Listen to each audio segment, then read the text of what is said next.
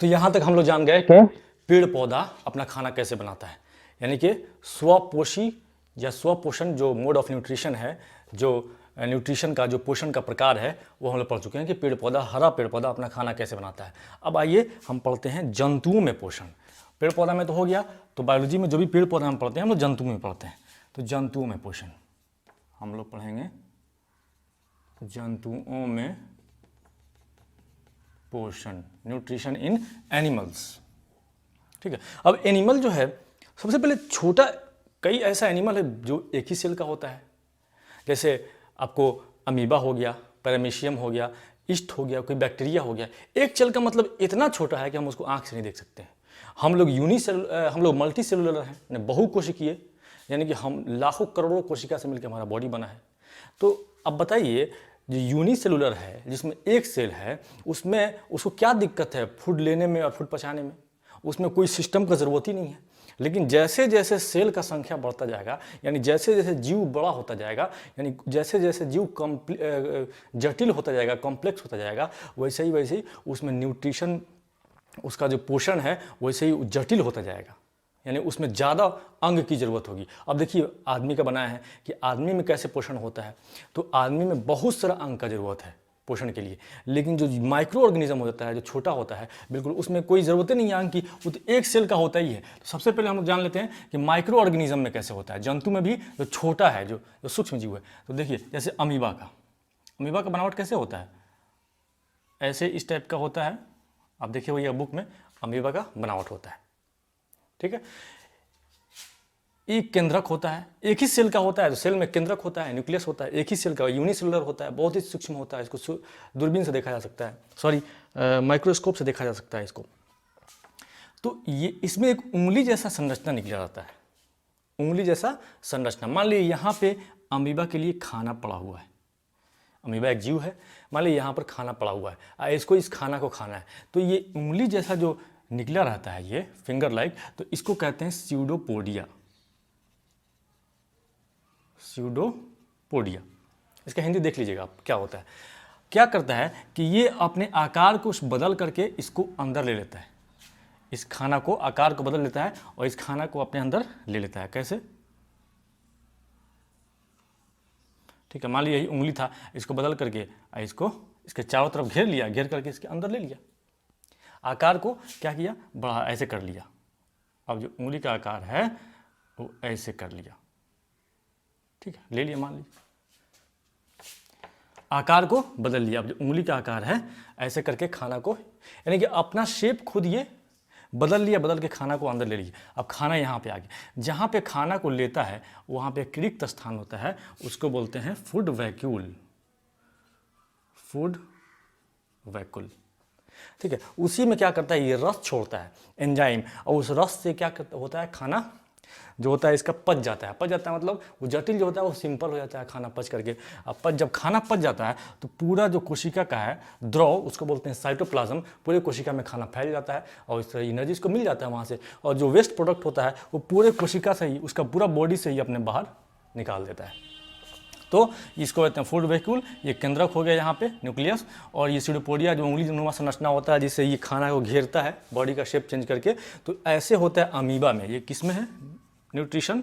Amoeba में इस प्रकार का न्यूट्रिशन होता है। वैसे ही पैरामीशियम में होता है, उसमें भी उंगली नुमा संरचना होता है, उंगली जैसा, और वैसे भी वो ठीक ऐसे ही वो भी खाना को अपने लेता है और न्यूट्रिशन करता है, यानी पोषण करता है। ईस्ट में भी कुछ इस टाइप का पोषण होता है, ठीक है। ये तो हुआ सूक्ष्म जीवों में पोषण कैसे होता है। अब आइए देखते हैं कि हम जैसे मानव में, हम जैसे जीव में, मल्टी सेलुलर में जो बहुकोशिकीय जीव हैं उनमें कैसे होता है पोषण। तो आपको पता है कि हम लोग खाते हैं क्या चीज़ एनर्जी के लिए? रोटी, चावल खाते हैं, दाल खाते हैं, और भी बहुत सारी चीज़ खाते हैं। तो समझ लिए यही 3 चीज़ हम खाए, ठीक है। तो इन तीनों चीज़ से हमको क्या मिलता है? कार्बोहाइड्रेट। इसमें होता है कार्ब मतलब कार्बोहाइड्रेट होता है इसमें, चलिए इंग्लिश में लिखते हैं, इसमें होता है कार्बोहाइड्रेट, और क्या होता है? प्रोटीन होता है, और क्या होता है? फैट होता है। होता है कि नहीं, जो भी चीज़ हम खाते हैं रोटी चावल दाल, तो कार्बोहाइड्रेट प्रोटीन और फैट ज़रूर होता है। तो क्या कार्बोहाइड्रेट प्रोटीन और फैट जैसा हम रोटी चावल दाल खाते हैं हमारा बॉडी वैसे ही यूज़ कर लेता है। पोषण का मतलब है कि हम जो खाएं उससे हम एनर्जी बना सकें, यानी उससे एनर्जी ले सकें। तो एनर्जी कैसे बनता है, आपको पहले पढ़ा चुके हैं बेसिक क्लास में कि एनर्जी जब भी बनता है तो आदमी के सेल में बनता है, कोशिका में। कैसे एनर्जी बनता है, मान लीजिए कोशिका है, ये कोशिका है, तो कोशिका में एक जगह होता है माइटोकॉन्ड्रिया। कोशिका में बहुत सारा चीज़ होता है, तो एक जगह मान लीजिए उसमें होता है माइटोकॉन्ड्रिया। माइटोकॉन्ड्रिया में क्या होता है कि हम जो भी चीज़ खाते हैं कार्बोहाइड्रेट, तो कार्बोहाइड्रेट से बन जाता है ग्लूकोज C6H12O6।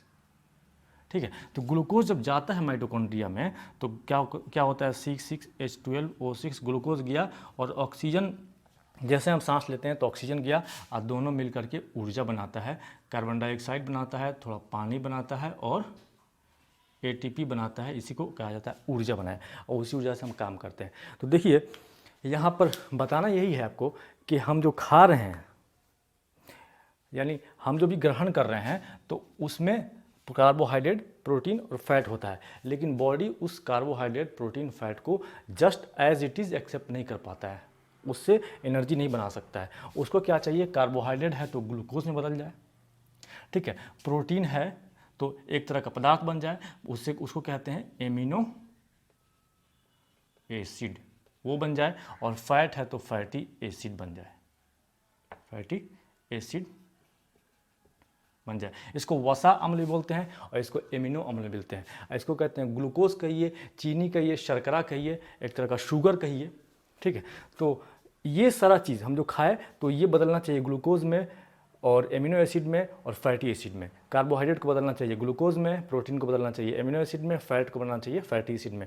बॉडी इसी रूप में एक्सेप्ट करता है और उससे एनर्जी बनता है। तो क्या हम लोग डायरेक्ट ग्लूकोज खाते हैं या डायरेक्ट एमिनो एसिड खाते हैं या डायरेक्ट फैटी एसिड खाते हैं? नहीं, हम लोग तो खाते हैं रोटी चावल और दाल। तो वहाँ से एक सिस्टम है, एक तंत्र है, मुख से लेकर के और ये आँत तक, इस पूरे तंत्र को बोलते हैं पाचन तंत्र। यही पाचन तंत्र क्या करता है कि हम जो भी खाते हैं रोटी चावल दाल, उससे निकाल देता है ग्लूकोज को, एमिनो एसिड को, फैटी एसिड को, और निकाल कर बॉडी को, शरीर को दे देता है। और जब दे देता है तो उससे एनर्जी का निर्माण होता है। उसी को कहते हैं कि इस तरह हम लोगों का मानव में पोषण इसी प्रकार होता है। तो आइए हम लोग देखते हैं कि कैसे ये सब काम हो रहा है।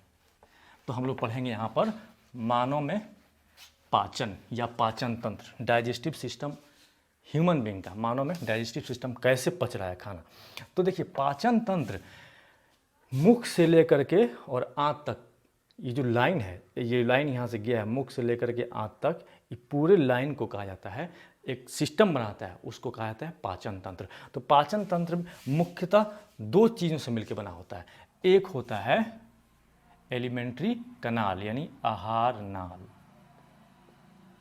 इसको कहते हैं एलिमेंट्री कनाल।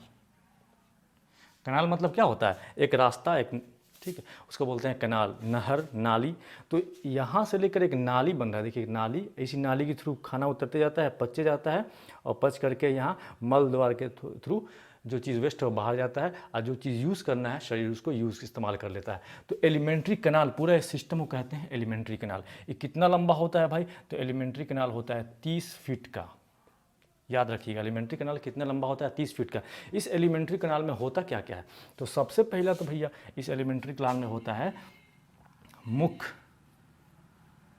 ठीक है ना, क्या होता है, मुख गुहा, इसको कहते हैं बक्कल कैविटी। ये मुख गुहा यानी कि जो ये पूरा ये खाली जगह है, मुख में बहुत सारा चीज़ है, इसको पूरा को कहते हैं मुंह, जहाँ से खाना वो डालते हैं उसको कहते हैं मुख गुहा, बक्कल कैविटी।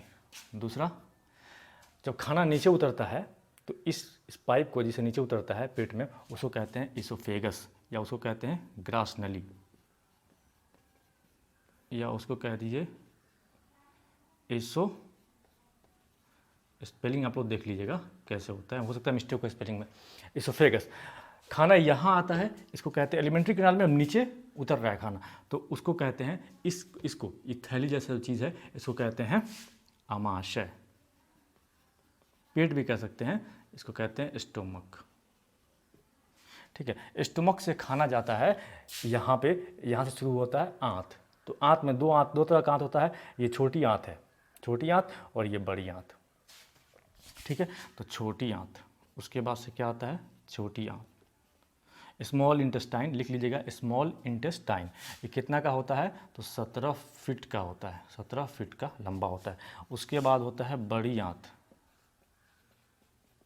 लार्ज इंटेस्टाइन, ये होता है 5 फीट का। स्मॉल इंटेस्टाइन क्यों कहते हैं, क्योंकि ये पतला होता है। हालांकि लंबाई स्मॉल छोटी आंत का बड़ा है, लेकिन कहते हैं कि छोटी आंत क्यों कहते हैं, इसलिए कि ये पतला होता है और ये मोटा होता है, ये मोटा होता है, इसका डायमीटर, इसलिए कहते हैं बड़ी आंत। हालांकि ये 5 ही फीट होता है, लेकिन इसको बड़ी आंत कहा जाता है। तो ये पूरा एलिमेंट्री कैनाल में ये सब चीज़ हो गया। दूसरा चीज़ क्या है, पाचन तंत्र में। अब देखिए, जो भी चीज़ हम खाते हैं वो उसको कहते हैं जटिल, यानी कॉम्प्लेक्स है। रोटी क्या है, चावल क्या है, मीट क्या है, जटिल है, कॉम्प्लेक्स है। उसको छोटा छोटा टुकड़ा में घोल करके, सड़ा के, गला करके उसमें चीज़ जो निकाल रहे हैं, carbohydrate, glucose, amino acid, fatty acid निकाल रहे हैं। तो एक तरह से मतलब जटिल से हम सरल बना रहे हैं। उसको आप कह सकते हैं एक तरह की पॉलीसैकेराइड, आपको पढ़ना है आगे। पॉलीसैकेराइड कार्बोहाइड्रेट है, कार्बोहाइड्रेट जिसमें कार्बन, हाइड्रोजन। दुनिया का जो भी चीज़ है जो हम लोग खाते हैं जीवन के लिए, उसमें कार्बन रहता है, हाइड्रोजन रहता है। ठीक है, उसी को बोलते हैं कार्बोहाइड्रेट। तो रोटी खाए, चावल खाए, उसको बोलते हैं पॉलीसैकेराइड, यानी कि जटिल है उसमें। ठीक है, सब चीज़ मिला हुआ रॉ मटेरियल है। और जैसे पेट में गया, मतलब पाचन तंत्र में गया, तो पॉली से डाई हो जाता है, थोड़ा सा और मतलब सरल हुआ। उसके बाद से डाई से मोनो हो जाता है और सबसे सरल हो गया, और उसी सबसे सरल चीज़ को बॉडी एक्सेप्ट करता है। ठीक है, तो पाचन तंत्र का काम क्या है कि जटिल जो चीज़ हम लोग खा रहे हैं, कॉम्प्लेक्स चीज़ खा रहे हैं, उसमें से जो काम का चीज़ है उसको निकाल दे, और जो काम का चीज़ नहीं, वेस्ट है, उसको बॉडी से बाहर कर दे। ये पूरा पाचन तंत्र का काम है। तो ये पाचन तंत्र में दो चीज़, एक आहार नाल में ये सब हो गया। अब दूसरा जो है वो क्या है, अब खाना जो पचता है उसको तोड़ना है, तो तोड़ने के लिए क्या चाहिए, उसमें जल चाहिए, उसके बाद से एंजाइम चाहिए जो उस पर असर करे, उसको तोड़े, उसको गलाए। तो जल और एंजाइम, तो एंजाइम निकलता है बहुत सारा, इसमें ग्रंथि है जहाँ से एंजाइम निकलता है, इसी आहार नाल से जुड़ा होता है। जैसे देखिए, यहाँ पर मुख गुहा में एक तरह का ग्लैंड होता है, मतलब आपको बता चुके हैं ग्लैंड किसको कहते हैं, ग्रंथि किसको कहते हैं। जब एक चीज़ बहुत सारा टिश्यू मिल करके कोई मतलब थैली नुमा चीज़ हो जाए और उससे कोई रस निकले, तो ग्लैंड हो गया, ग्रंथि हो गया। तो यहाँ पर आदमी के मुंह में एक ग्लैंड होता है, एक ग्रंथि होता है। आप किसी को देखिएगा तो, किसी टेस्टी चीज़ को देखिएगा तो लार निकलने लगता है, तो उसको क्या कहते हैं, सैलिवरी ग्लैंड। तो आहार नाल में ये तो हो गया आहार नाल का चीज़ पाचन तंत्र में। और दूसरा क्या है, वो सारा चीज़ जिससे कुछ रस निकले, कुछ पाचक रस निकले। ठीक है, तो वो उसको बोलते हैं ग्रंथि। तो ग्रंथि में कौन कौन सा हुआ, एक मुंह में होता है ग्रंथि, उसको कहते हैं सैलिवरी ग्लैंड, लार ग्रंथि या लारा ग्रंथि जो भी बोलते। ठीक है, सैलिवरी ग्लैंड, लार ग्रंथि।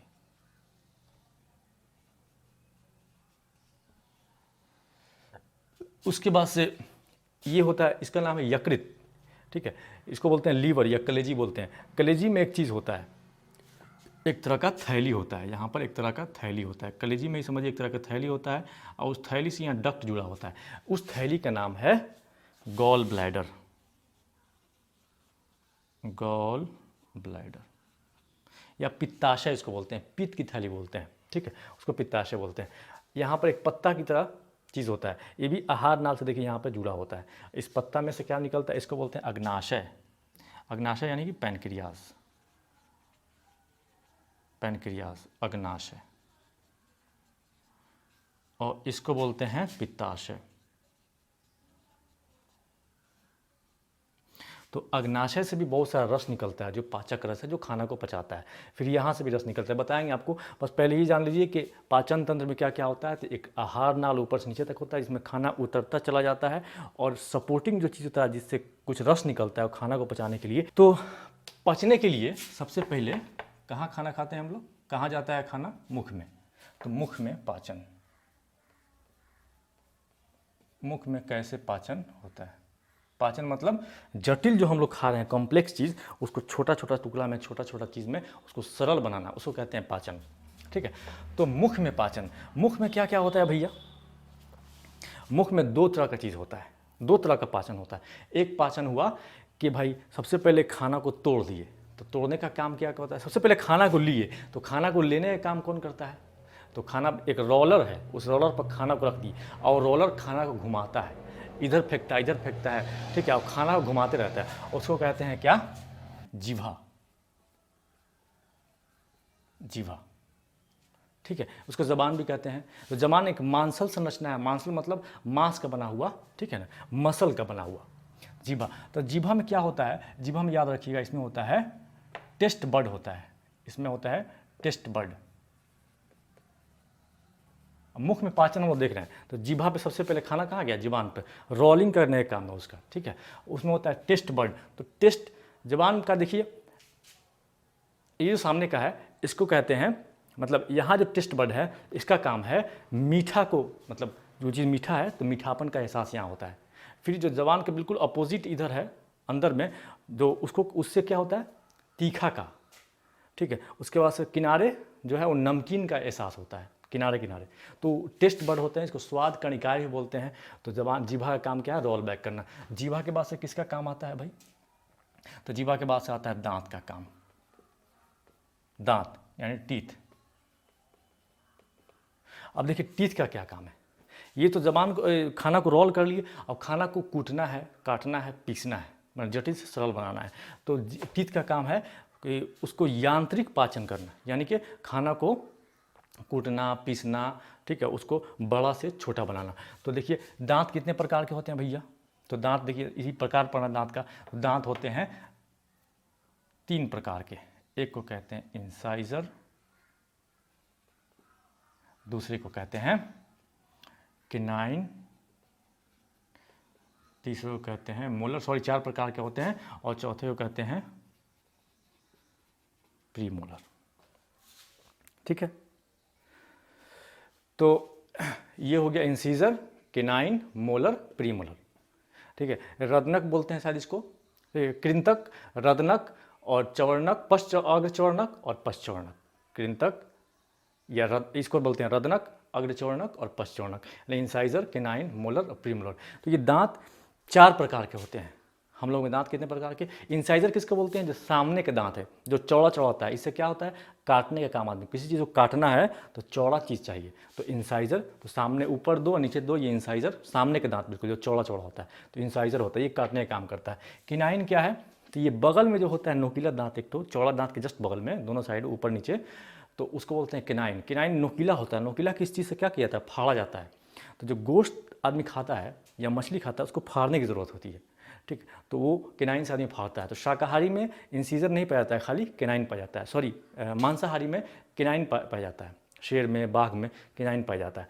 अब देखिए उसके बाद से मोलर यानी अग्रचवर्णक, मोलर से क्या होता, काट दिए, फाड़ दिए, अब उसको पीसना है, तो मोलर क्या करता है, उसको पीसता है। तो ये जो चौ है, चौ के पहले जो चौ होता है छोटा वाला, उसको कहते हैं मोलर, सॉरी प्री मोलर, ये होता है प्री, प्री मतलब पहले, ये प्री मोलर है, ये अग्रचवर्णक, प्री मोलर कहते हैं। और उसके बाद से मोलर, जो लास्ट वाला च है जो चौड़ा होता है उसको बोलते हैं मोलर, पश्चवर्णक, यानी कि उससे क्या होता है कि खाना को पीस दिया जाता है। तो खाना अब क्या हो गया, सबसे पहले तो जबान रोल किया, उसके बाद से कूटा गया, पिसा गया, बिल्कुल छोटा छोटा हो गया। अब क्या चीज़ है, मुंह में एक और चीज़ पाया जाता है, जीभा में, मुंह में, तो जीभा हो गया, दांत हो गया, और उसके बाद से एक और चीज़ पाया जाता है, उसको बोलते हैं सलेवरी ग्लैंड, ठीक है ना, जिसको बोलते हैं लार ग्रंथि। लार ग्रंथि से क्या क्या निकलता है भैया, तो लार ग्रंथि से एंजाइम निकलता है। एंजाइम क्या होता है कोई चीज़, तो एंजाइम होता है 99% जल, ठीक है ना, और 1% उसमें होता है वो काम का चीज़ होता है, वो पचाने का काम करता है, या कोई चीज़ उसमें है उसको मारने का काम करता है। तो लार ग्रंथि से क्या निकलता है, एंजाइम निकलता है। कौन सा एंजाइम निकलता है, तो एक एंजाइम का नाम है लाइसोजाइम, लाइसोजाइम। लाइसोजाइम का क्या काम है, तो लाइसोजाइम को कहा जाता है मुंह का शक्तिमान, ठीक है ना। शक्तिमान क्यों कहा जाता है लाइसोजाइम को, क्योंकि जो भी हम लोग खाते हैं तो प्रदूषित भोजन अगर है, मैंने पॉल्यूटेड है, या बैक्टीरिया कोई चला गया जो हानिकारक है, या रोगाणु कोई चला गया, जो हानिकारक है उसको लाइसोजाइम क्या करता है, मारने का काम करता है। ये कहाँ से निकलता है, लार ग्रंथि से। एक और निकलता है एंजाइम, उसको बोलते हैं टोलुइन या एमाइलेज। याद रखना है कि लार ग्रंथि से क्या क्या निकला, लाइसोजाइम निकलता है और एमाइलेज।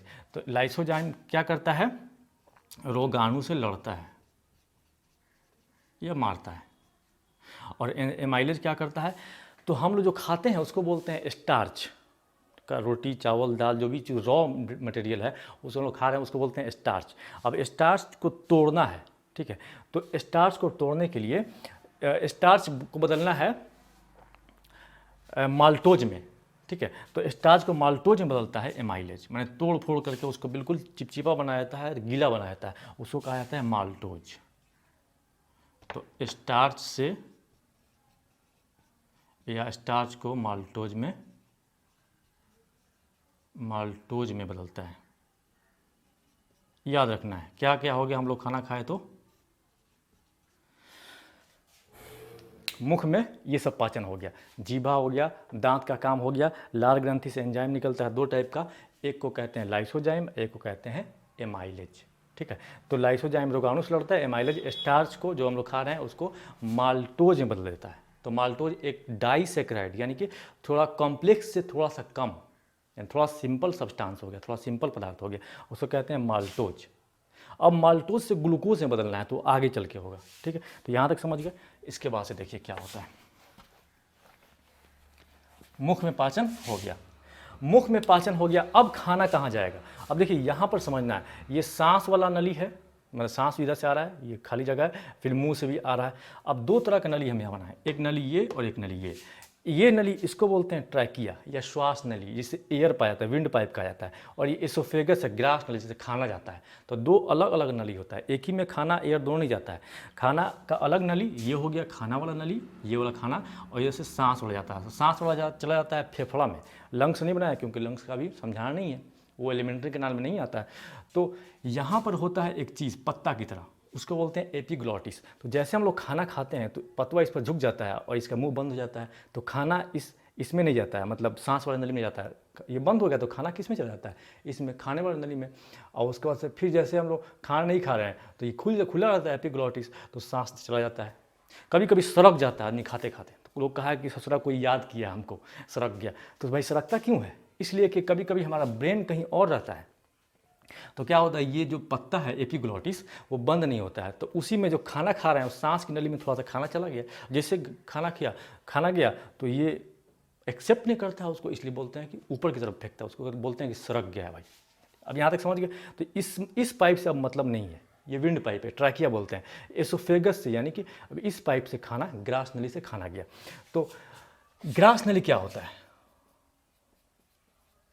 एसोफेगस क्या होता है, तो एसोफेगस में कोई तरह का पाचन, याद रखना है कि एसोफेगस में किसी तरह का पाचन नहीं होता है, इसमें किसी तरह का पाचन नहीं होता है।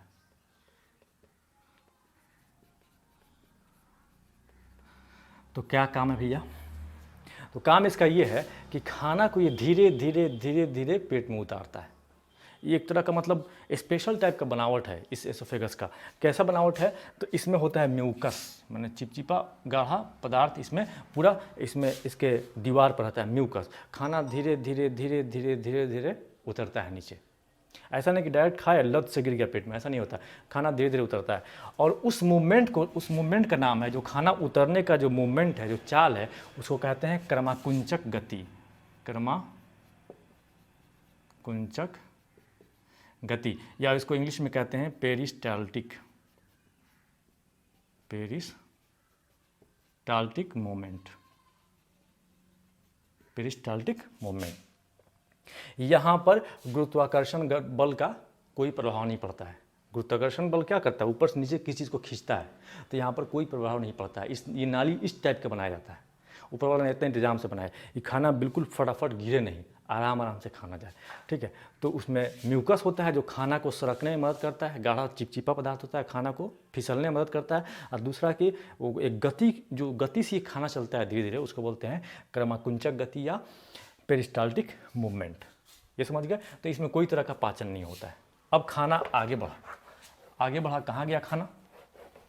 तो आप देख रहे हैं अगला जो एलिमेंट्री कैनाल में जो आ रहा है सिस्टम, उसको बोलते हैं अमाशय। तो अमाशय में पाचन, अमाशय में पाचन माने अमाशय क्या बोलते हैं? स्टोमक। इसमें खाना उतर चुका है। अब इसमें क्या होता है कि इसमें जब खाना उतरता है तो इसमें से निकलता है रस, इसमें होता है ग्रंथि। अब ग्रंथि बता चुके क्या होता है? तो इसमें छोटा छोटा ग्रंथि होता है, ठीक है, उसको बोलते हैं गैस्ट्रिक ग्लैंड, गैस्ट्रिक ग्लैंड, या हिंदी में बोलते हैं जठर ग्रंथि, ठीक है। तो गैस्ट्रिक ग्लैंड से क्या निकलता है? ग्रंथि होता है, उसमें से एक तरह का बहुत कड़वा, बहुत ही तीखा अम्ल निकलता है, उसका नाम है HCl, HCl hydrogen, S hydrogen, Cl से क्लोरीन। तो हाइड्रोजन क्लोराइड एक तरह का अम्ल है, इतना तीखा अम्ल है कि अगर एक बूंद इस पर गिर जाए आपके हाथ पे, फिर दूसरा बूंद गिरे तो इसको छेद कर देगा। तो इसका क्या काम है? इसका काम है कि जो खाना आ रहा है उसको सड़ने से बचाए और उसके बाद से उस खाना को गला दे एकदम। HCl का ये काम है। दूसरा क्या HCl काम करता है कि इसमें से एक तरह का 2-3 तरह का एंजाइम निकलता है। तो उस एंजाइम जो निकालने वाला ग्रंथि है उसको सक्रिय कर देता है, यानी उस एंजाइम को निकालने में क्या करता है? मदद करता है। तो जठर ग्रंथि से क्या क्या निकला? HCl निकला। एक तरह का एंजाइम है, इसको बोलते हैं पेप्सिन। अब एंजाइम बता चुके हैं क्या है?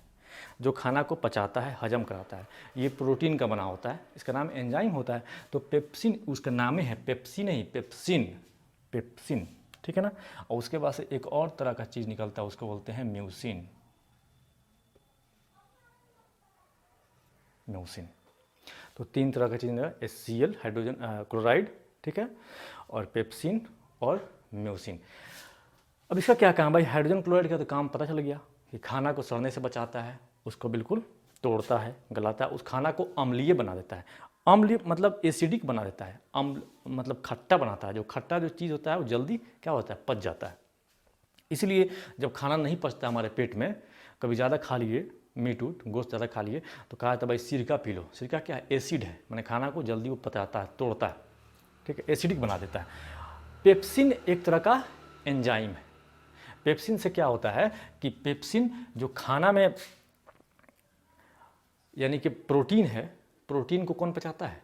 पेप्सिन। खाना में बहुत सारा चीज़ है, कार्बोहाइड्रेट है, प्रोटीन है, फैट है, ठीक है। तो पेप्सिन का काम है कि हमेशा पी से याद रखिएगा, पेप्सिन और पी से प्रोटीन, तो प्रोटीन पर असर करेगा। यानी खाना में जो प्रोटीन है तो वो पेप्सिन क्या करता है? प्रोटीन का डाइजेस्ट, का पाचन। प्रोटीन का पाचन कौन करता है? पेप्सिन करता है। और म्यूसिन क्या करता है? ये जो हाइड्रोजन क्लोराइड अम्ल निकला है, ये अम्ल है, एसिड है, वो तो इतना खतरनाक है भाई कि किसी चीज़ को छेद कर दे तो पेट में निकलेगा तो पेट को भी छेद कर सकता है। इसलिए पेट के किनारे किनारे, ये किनारे किनारे किनारे किनारे लेयर बना लेता है, क्योंकि इसका बुरा प्रभाव नहीं पड़े। तो म्यूसिन क्या करता है? एक तरह का लेयर बना लेता है जिस पर HCl अम्ल असर नहीं करता है। तो इसीलिए जब हम क्या होता है कि जब बहुत दिन फास्टिंग आदमी करता है या बहुत भूखा रहता है तो क्या होता है कि उसके पेट में खाना नहीं रहता है। खाना नहीं रहता है तो क्या म्यूसिन, खाना जाएगा नहीं तो म्यूसिन निकलना बंद रहेगा। म्यूसिन जब निकलना बंद हो जाएगा, यानी खाना जब नहीं जाएगा उसके पेट में, तो HCl कभी थोड़ा बहुत खाया तो HCl निकला। HCl निकला तो इतना एनफ खाना नहीं है कि उसको पचाए, तो ये म्यूसिन को क्या करता है? पचाने लगता है। म्यूसिन को छेद देता है, छेद करके पेट को भी छेदने लगता है, पेट में घाव हो जाता है। उसी का नाम है अल्सर, या उसको बोलते हैं पेचिस। तो कहते हैं भाई पेट में अल्सर हो गया, पेचिस हो गया। तो क्या कम खाने से होता है, ज़्यादा फास्टिंग करने से होता है अल्सर, ठीक है।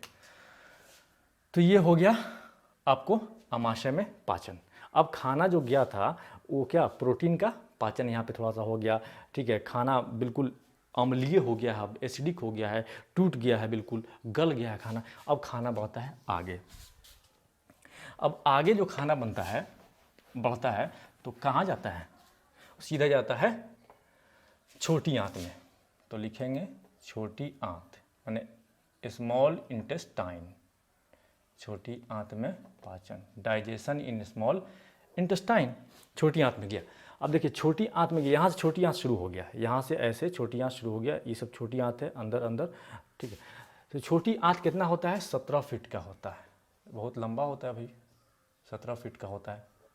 शाकाहारी में ज़्यादा बड़ा होता है, मांसाहारी में थोड़ा छोटा होता है, इसलिए कि शाकाहारी गोश्त खाता है, गोश्त को पचाना आसान है, लेकिन साग सब्जी को पचाना आसान नहीं है। ऐसा क्यों, इसलिए कि गोश्त का जो सेल होता है, कोशिका होता है, उसका बाहरी आवरण सिर्फ सेल मेम्ब्रेन होता है, और जो साग सब्जी है, पेड़ पौधा है, उसके कोशिका का बाहरी आवरण एक और होता है, सेलुलोज, जो हार्ड चीज़ का बना होता है। तो हार्ड चीज़ को पचाना ज़्यादा मुश्किल होता है, इसलिए शाकाहारी का ये थोड़ा सा बड़ा होता है और मांसाहारी का थोड़ा सा छोटा होता है, ठीक है। अब यह भी कॉन्सेप्ट ये आप जान गए। अब खाना आगे उतर गया यहाँ पर छोटी आंत में, छोटी आंत का जो अब खाना यहाँ उतर गया छोटी आंत में, ठीक है। अब जो छोटी आंत तीन भाग होता है छोटी आंत का, यानी छोटी आंत बहुत लंबा है 17 फीट, तो एक भाग को बोलते हैं जेजुनम, जो पहला भाग होता है छोटी आंत का उसको बोलते हैं क्या, जेजुनम।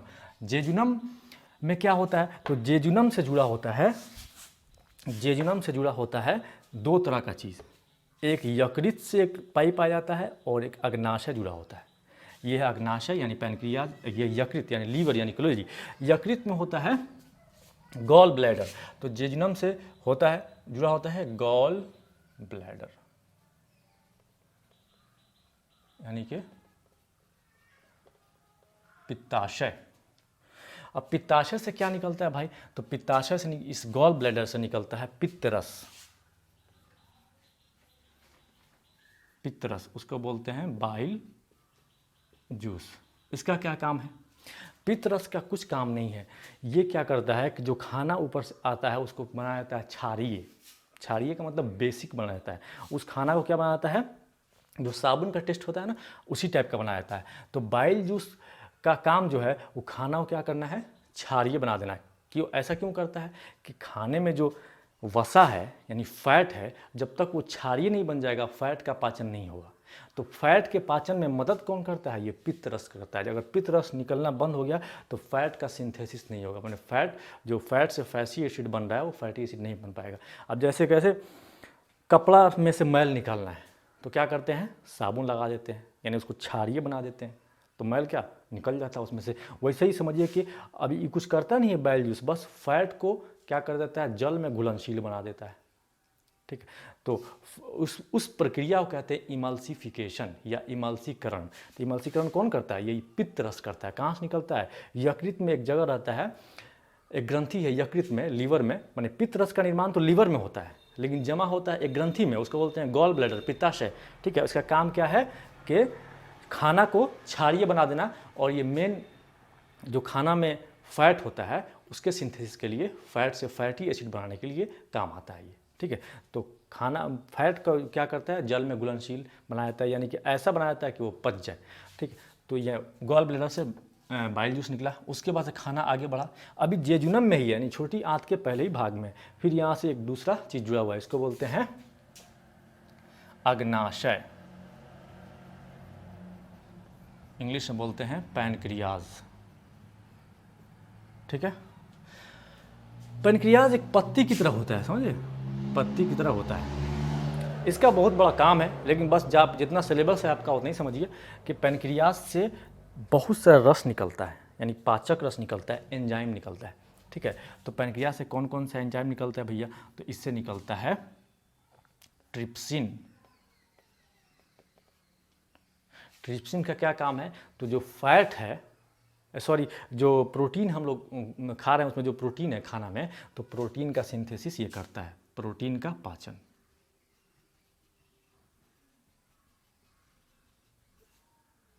ठीक है। उसके बाद से दूसरा चीज़ क्या निकलता है, यहाँ से अग्नाशय से एक तो ट्रिप्सिन निकला, ठीक है। उसके बाद से निकलता है एमाइलेज, सॉरी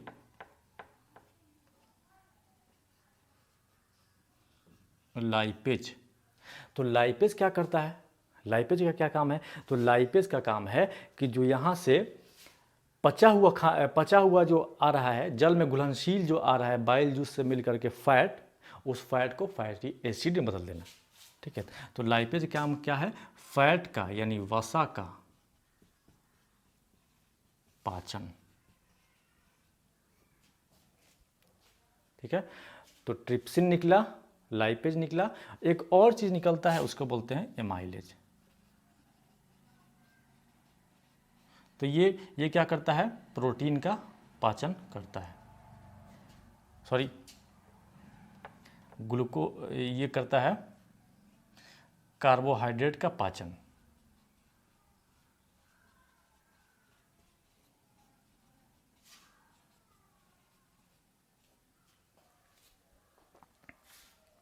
ठीक है, कौन कौन सा चीज़ निकला अग्नाशय से, ट्रिप्सिन, लाइपेज और एमाइलेज।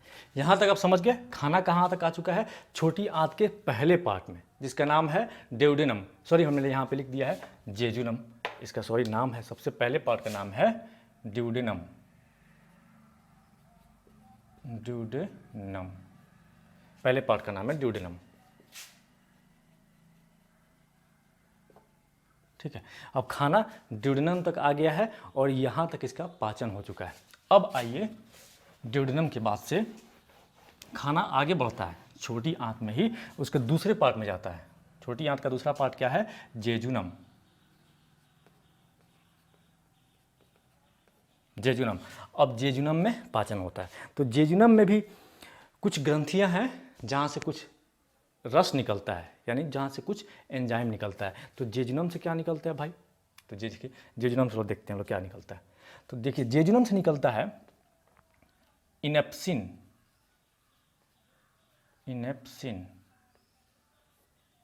इनेप्सिन का क्या काम है, तो प्रोटीन का पाचन ये भी करता है। अब जो प्रोटीन, अब लास्ट स्टेज में आकर के अब प्रोटीन क्या हो जाएगा, एमिनो एसिड हो जाएगा, इतना पच जाएगा। पहले यहाँ पर निकला था क्या चीज़, पेप्सिन, फिर यहाँ पे निकला ट्रिप्सिन और यहाँ पे निकल गया इनेप्सिन। तो अब हो गया प्रोटीन, ये भी प्रोटीन का सिंथेसिस करता है। अब प्रोटीन क्या हो गया, प्रोटीन अब बदल गया एमिनो एसिड में। ठीक है, इनेप्सिन निकला। और क्या निकलता है इससे, तो लाइपेज। लाइपेज निकलता है। लाइपेज का क्या काम है, वसा का पाचन। ठीक है, तो अब जो इमल्सिफाइड फैट है, ठीक है, उसका पाचन होकर के अब वसा क्या हो गया, या फैट क्या हो गया, वसा अम्ल या फैटी एसिड। इसको फैटी एसिड भी कहा जाता है, या वसा अम्ल। उसके बाद से क्या हुआ, क्या निकला, इनेप्सिन निकला, लाइपेज निकला, एमाइलेज भी निकलता है। ठीक है, एमाइलेज का क्या काम है कि कार्बोहाइड्रेट जो है, कार्बोहाइड्रेट अब क्या बन गया, तो ग्लूकोज बन गया। यहाँ पे आते आते ग्लूकोज बन गया। और ये बहुत सारा निकलता है, आपको पढ़ना नहीं है लेकिन हम एक्स्ट्रा जानकारी के लिए बता देते हैं कि और भी, जैसे यहाँ से लैक्टेज निकलता है, लैक्टेज एक तरह का एंजाइम निकलता है, सुक्रेज निकलता है एक तरह का, लैक्टेज, सुक्रेज, ठीक है ना, एक तरह का एंजाइम निकलता है। और भी बहुत सारी चीज़ निकलता है, वैसे नहीं जानी है अभी। तो यहाँ पर इनेप्सिन क्या हुआ, प्रोटीन को एमिनो एसिड में बदल दिया लास्ट स्टेज में जाकर के, छोटी आंत के जेजुनम वाले पार्ट में। लाइपेज वसा को वसा अम्ल में बदल दिया। एमाइलेज क्या हुआ, कार्बोहाइड्रेट को ग्लूकोज में। कार्बोहाइड्रेट तो नहीं रहा था, अब क्या बना गया था, माल्टोज बन गया था ना, ये माल्टोज बन गया था, मुंह में ही क्या माल्टोज बन गया था। एमाइलेज तो बहुत जगह से निकला है और माल्टोज बन गया, और माल्टोज से क्या हो गया, ग्लूकोज अब बन गया। यानी कि इसको बोलते हैं मोनोसेक्राइड, बिल्कुल सरल रूप, इससे सरल रूप हो ही नहीं सकता है। ठीक है, तो ग्लूकोज बन गया। लैक्टेज भी निकलता है। लैक्टेज क्या करता है कि जो हम लोग दूध पीते हैं,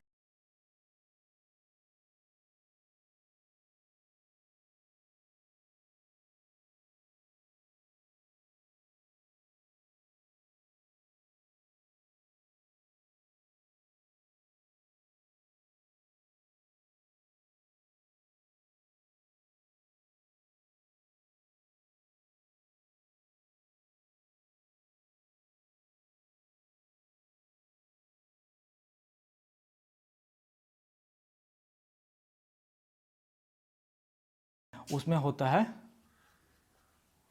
लैक्टोज। ठीक है ना, तो उसका पाचन करता है। सुक्रेज क्या करता है, क्योंकि हम लोग गन्ना खाते हैं, गन्ना तो उसमें होता है सुक्रोज, तो उसका पाचन करके वो शर्करा बनाता है। ये दूध वाले में, जो दूध वाले में होता है माल्टोज टाइप का लैक्टोज, उसका शर्करा ग्लूकोज बनाता है। एक चीज़ और निकलता है, आप समझिए, रेनिन, सब इसी पार्ट से निकलता है। रेनिन का क्या काम है कि दूध में जो प्रोटीन होता है उसका पाचन करता है। दूध में जो स्पेशल टाइप का प्रोटीन होता है उसको बोलते हैं केसीन। तो केसीन एक प्रोटीन होता है दूध में, उसका पाचन करता है रेनिन। तो प्रोटीन कौन सा होता है, केसीन नाम का, उसको बनाता है एमिनो एसिड। ठीक है, तो दूध खट्टा, जो दही होता है खट्टा क्यों होता है, तो उसमें होता है लैक्टोबैसिलस नामक जीवाणु होता है, जिसकी वजह से वो खट्टा होता है। दूध में केसीन पाया जाता है। रेनिन जो निकलता है वो यहाँ से निकलता है, जो केसीन का पाचन करता है। बच्चों में रेनिन निकलता है, लेकिन जो एडल्ट हो जाता है हम लोग जैसा आदमी, उसमें रेनिन नहीं निकलता है, इसलिए दूध से हमको प्रोटीन नहीं मिल पाता है। इसलिए कि जब रेनिन निकलेगा नहीं तो केसीन का पाचन कौन करेगा, तो प्रोटीन रहते हुए उसका सिंथेसिस दूध से हमको प्रोटीन नहीं मिल पाता। सिर्फ बच्चों को दूध से प्रोटीन मिल पाता है। इसलिए कहा जाता है कि बच्चों को दूध, अगर प्रोटीन की ज़रूरत है तो बच्चे को दूध ज़्यादा पिलाइए। ठीक है, दूध की शुद्धता किसे नापते हैं, लैक्टोमीटर से। ठीक है ना, तो ये सारा चीज़ जनरल नॉलेज है जो आपको जानना चाहिए। देखिए अब यहाँ पर आते आते खाना क्या हुआ, जो टारगेट था रोटी चावल दाल, तो वहाँ पर जो प्रोटीन था वो एमिनो एसिड बन चुका है, जो वसा था वसा अम्ल बन चुका है, जो माल्टोज था लैक्टोज सुक्रोज केसीन, वो सब जाकर क्या हुआ, ग्लूकोज बन गया। माने इससे भी ये क्या करता है, लैक्टेज क्या करता है, ग्लूकोज बना देता है। ठीक है, इससे भी ग्लूकोज बना देता है।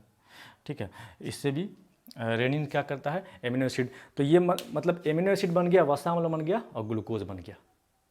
ठीक है, अब जो इसको कहते हैं कि अब पूरी तरीक़े से खाना यहाँ पे पच गया। किस पार्ट में, जेजुनम पार्ट में। अब आगे बढ़ता है खाना, आगे बढ़ता है और आगे बढ़ के पहुँच जाता है किस पार्ट में, छोटी आंत में ही अभी है, उसको बोलते हैं इलियम। इलियम सबसे लंबा होता है, छोटी पार्ट का ही भाग है लेकिन लंबा होता है। इसमें क्या होता है, जो पचा हुआ खाना हुआ है वो पचा हुआ खाना का अवशोषण होता है। पचे हुए भोजन का अवशोषण यानी एब्जॉर्प्शन। माने अब जो पचा हुआ जो चीज़ मिल गया, amino acid, fatty acid, carbohydrate, glucose, अब ये पूरे बॉडी को चाहिए जो सेल में जाए और सेल में जाकर एनर्जी बने। तो वही सेल में जाता है, उस सेल में कौन ले जाता है, ब्लड ले जाता है। यानी कि ब्लड का जो रग है इससे जुड़ा होता है, उसी रग में से ब्लड, उसी में से क्या हुआ, उस रग के ज़रिए, वीन के ज़रिए, यानी ब्लड का ट्यूब जो होता है उस ट्यूब के ज़रिए यहाँ से पूरा ये सब चीज़ जो पचा हुआ चीज़ है, amino acid, glucose, fatty acid, ये कहाँ जाता है, सेल में जाता है। उसे कहते हैं एब्जॉर्प्शन। वहाँ पे उंगली जैसा संरचना होता है, उंगली जैसा इसमें संरचना होता है, उंगली जैसा ऐसे ऐसे होता है, उंगली जैसे संरचना होता है। और इस पूरे से ब्लड का ट्यूब जुड़ा होता है, इस पूरे से ब्लड का ट्यूब जुड़ा होता है। और इसी संरचना से ब्लड क्या करता है, सोखता है और पूरे बॉडी में क्या पहुंचाता है इसको। ठीक है, तो जब ब्लड पहुंचा दिया तब जाके सेल में जाता है। यानी कि मान लीजिए सेल में गया, ब्लड का रग यहाँ से खींच के पहुंचा दिया किस चीज़ को, ग्लूकोज जो बना हुआ है C6H12O6, ये पहुंचा दिया, ऑक्सीजन भी पहुंचा दिया। इस सेल में जा कर के ये क्या रिएक्शन होता है, रिएक्शन होने के बाद से क्या बनता है, CO2 H2O और ATP एनर्जी मिलता है। तो इस तरह पोषण होता है आदमी में। उसके बाद क्या हुआ कि जब ये जो चीज़ अब निकल गया वहाँ से और पूरे बॉडी में पहुँच गया, तो बहुत सारा चीज़ हानिकारक भी होता है इसी खाने में जो बच जाता है। तो हानिकारक चीज़ इस छोटी आंत से ये जुड़ा होता है बड़ी आंत, इसको बोलते हैं लार्ज इंटेस्टाइन। ये थोड़ा सा चौड़ा होता है। ऐसे खाना यहाँ से गया और खाना यहाँ से जा करके और फिर चला जाता है एनस में, मल द्वार में। ठीक है, तो मल द्वार में खाना चला जाता है और फिर यहाँ से यहाँ से जो पचा हुआ चीज़, वेस्ट मटेरियल है, जो हानिकारक पदार्थ है, वो मल द्वार में चला जाता है, फिर शरीर से, बॉडी से आउट हो जाता है, यहाँ एनस है। ठीक है, लेकिन उससे पहले भी यहाँ पर ये जो बड़ी आंत है, इसमें भी क्या होता है, बड़ी आंत में अब देखिए बड़ी आंत भी इसी का पार्ट है। तो बड़ी आंत में कुछ पाचन नहीं होता है, बल्कि जो एक्स्ट्रा वाटर जा रहा है उससे मिल करके बॉडी में पानी की भी ज़रूरत है, नहीं तो डिहाइड्रेशन हो जाएगा। तो वहाँ पर उंगली जैसा संरचना आता है, वहाँ भी उसको बोलते हैं विल्ली। विल्ली तो उस संरचना वो क्या करता है, पानी को सोख लेता है। जो हानिकारक पदार्थ में पानी मिला हुआ, पानी का ज़रूरत है, पानी को सोख लेता है और सेमी सॉलिड स्टेट में जो हानिकारक पदार्थ है वो बाहर चला जाता है, जिसको मल कहा जाता है। ठीक है, तो ये बड़ी आंत में ये चीज़ होता है।